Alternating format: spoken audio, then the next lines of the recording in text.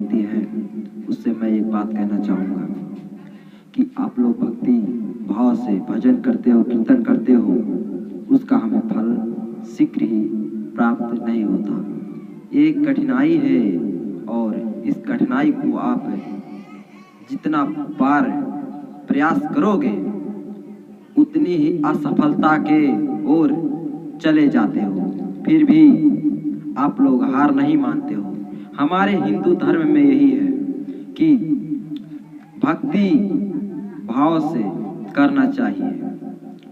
हम लोग को कितना भी कष्ट आ जाए लेकिन मैं भक्ति भाव नहीं छोड़ता हूँ। इसीलिए सभी गुरुजनों से निवेदन है कि आप लोग इसी भक्ति के कारण यह पृथ्वी टिकी है, नहीं तो पाप के कारण ये डूब जाती। ये जो पृथ्वी है ये सब नष्ट हो जाता। अभी तक यहाँ कलयुग आया है ना, इसीलिए कलयुग में इसी पाप कर्म के द्वारा पृथ्वी का विनाश तो निश्चित ही है, लेकिन हम लोग खुद जानते हैं लेकिन पाप क्यों करते हैं यही हमारे दिल और दिमाग में समझ नहीं आता है।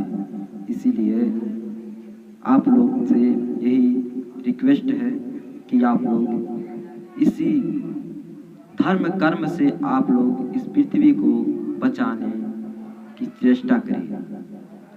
और हम पाप क्यों करते हैं? पाप तो करना हमको भी पता है कि पाप करना अधर्म क्या है, पाप पुण्य क्या है।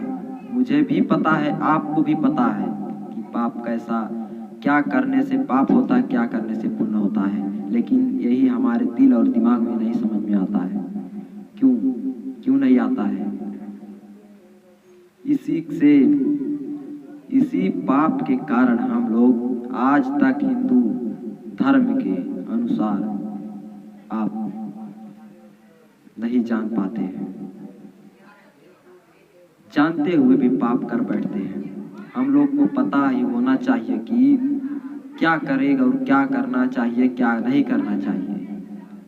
इसी कारण से हम सब लोग को यही बताने की चेष्टा करते हैं। हम आपको